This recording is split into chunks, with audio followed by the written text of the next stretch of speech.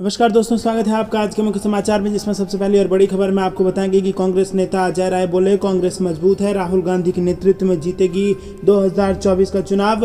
दूसरी खबर में जिक्र होगा कि डीके शिव कुमार का बयान, कर्नाटक से ज्यादा सीटें मध्य प्रदेश में जीतेगी कांग्रेस, हिंदुत्व व मंदिर किसी की पर्सनल प्रॉपर्टी नहीं। चौथी खबर में आपको बताएंगे कि अखिलेश यादव का दावा, लोकसभा चुनाव में 80 की 80 सीटों पर जीत दर्ज करेगी समाजवादी पार्टी। चौथी खबर में जिक्र होगा कि अशोक गहलोत ने 50,000 किसानों के लिए की बड़ी घोषणा, 5-5 हजार रुपए खाते में आएंगे। और पांचवी खबर में जिक्र होगा कि केंद्र सरकार को पसंद नहीं करती देश की जनता, कपिल सिब्बल का दावा, तानाशाही के खिलाफ खड़ी हुई दिल्ली। दोस्तों, हर एक खबर की गहराई में आपको ले जाएंगे, लेकिन उससे पहले अगर आपको भी ऐसा लगता है कि 24 में बदल रही है देश की सरकार, तो वीडियो को लाइक करके कमेंट में लिखिए जय हिंद। रुक करते हैं सबसे पहली और बड़ी खबर की तरफ। कांग्रेस नेता अजय राय का बयान, बोले कांग्रेस मजबूत है, राहुल गांधी के नेतृत्व में जीतेंगे 2024 का चुनाव। जी हाँ दोस्तों, आपको बता दें कि बिहार में आगामी 23 जून को होने वाली 15 दलों की बैठक से गठबंधन की सहमति को लेकर कांग्रेस के प्रांतीय अध्यक्ष अजय राय का बयान सामने आया है और उन्होंने कहा है कि ये राष्ट्रीय नेतृत्व राहुल गांधी और मल्लिकार्जुन खड़गे तय करेंगे। राहुल गांधी अरविंद केजरीवाल और अखिलेश यादव के एक साथ मंच साझा करने के अलावा उत्तर प्रदेश में तीनों पार्टियों के साथ आने के सवाल पर भी उन्होंने जवाब दिया। अजय राय ने राहुल गांधी को मजबूत नेता करार देते हुए कहा कि जिसने कन्याकुमारी से कश्मीर तक नाप दिया, इससे ये सिद्ध होता है कि ये एक मजबूत नेता हैं और हम उनके नेतृत्व में पूरी तरह से खड़े हैं। और उन्होंने कहा कि निश्चित तौर पर कांग्रेस मजबूत है और जिसको भी गठबंधन करना है वो पार्टी राहुल गांधी और मल्लिकार्जुन खड़गे के साथ मिलकर काम करें। निश्चित तौर पर चीज़ें बदलेंगी और हम राहुल गांधी के नेतृत्व में 2024 का चुनाव जीतेंगे। रुक करते हैं अगली ब्रेकिंग न्यूज़ की तरफ।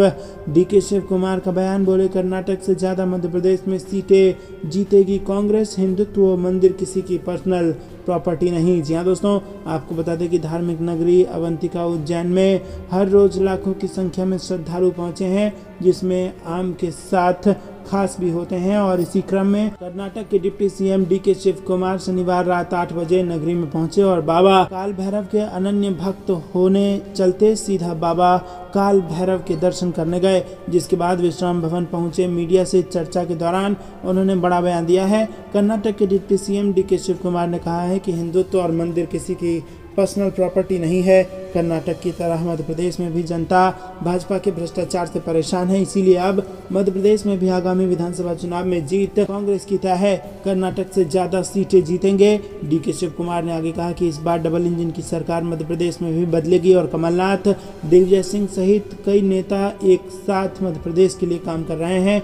कर्नाटक से ज्यादा सीटें मध्य प्रदेश में कांग्रेस के पास आएगी। और आपको बता दें कि डीके शिव कुमार के साथ विधायक महेश परमार, शोभा ओझा, जीतू पटवारी सहित कई नेता बाबा महाकाल की भस्म आरती के दौरान मौजूद रहे। दोस्तों, रुक करते हैं अगली ब्रेकिंग न्यूज़ की तरफ। अखिलेश यादव का दावा, लोकसभा चुनाव में 80 की 80 सीटों पर अपनी जीत दर्ज करेगी समाजवादी पार्टी। जी हाँ दोस्तों, आपको बता दें कि विपक्षी दलों की बैठक से पहले फिर से एक बार सियासी पारा चढ़ने लगा है।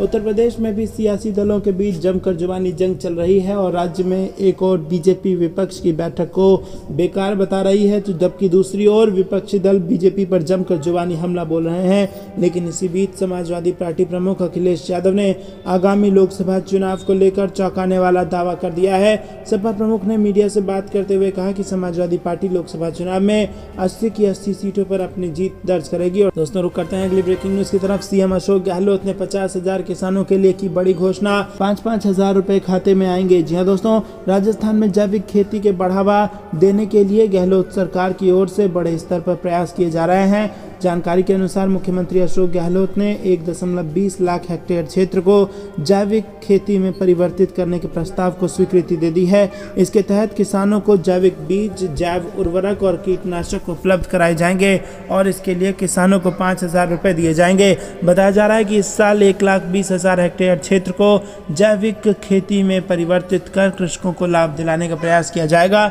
इसमें लगभग 23.57 करोड़ रुपए की लागत आएगी और इसी प्रकार 50 50,000 किसानों की जैविक खेती के लिए प्रति किसान 5,000 रुपये का अनुदान भी दिया जाएगा।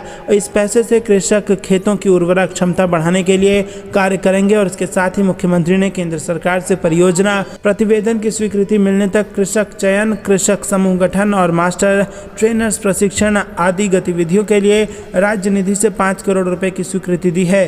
दोस्तों रुक करते हैं अगली ब्रेकिंग न्यूज की तरफ। केंद्र सरकार को पसंद नहीं करती देश की जनता, कपिल सिब्बल का दावा, तानाशाही के खिलाफ खड़ी हुई दिल्ली। जी हां दोस्तों, आपको बता दें कि पूर्व केंद्रीय मंत्री और वर्तमान में राज्यसभा सांसद कपिल सिब्बल भले ही कांग्रेस के हिस्से में नहीं है, लेकिन वो केंद्र सरकार और दिल्ली की राजनीति में पहले की तरह सक्रिय है। यही वजह है कि दिल्ली के रामलीला मैदान में आपकी महारैली के बीच वो सुर्खियों में बने हुए हैं। इस बीच उन्होंने रामलीला मैदान में आम आदमी पार्टी की महारैली को संबोधित करते हुए कहा कि देश की जनता अब केंद्र सरकार को पसंद नहीं करती, जनता अब तानाशाही के खिलाफ उठ खड़ी हुई है और विपक्षी दलों को केंद्र सरकार की नीतियों के खिलाफ एकजुट होकर लड़ने की जरूरत है। उन्होंने एक ट्वीट कर बृजभूषण और दिल्ली की आड़ में केंद्र सरकार पर निशाना साधा और उन्होंने अपने ट्वीट में तंज कसते हुए लिखा है कि यौन उत्पीड़न के आरोपी और बीजेपी सांसद बृजभूषण शरण सिंह के खिलाफ दिल्ली पुलिस जांच कर रही है। दिल्ली पुलिस का कहना है कि उसे बीजेपी सांसद का गिरफ्तार करने के लिए सबूत चाहिए और इसके जवाब में उन्होंने पूछा है कि क्या हर पीड़ित को अपने खिलाफ संभावित उत्पीड़न के लिए पहले से तैयार रहना चाहिए।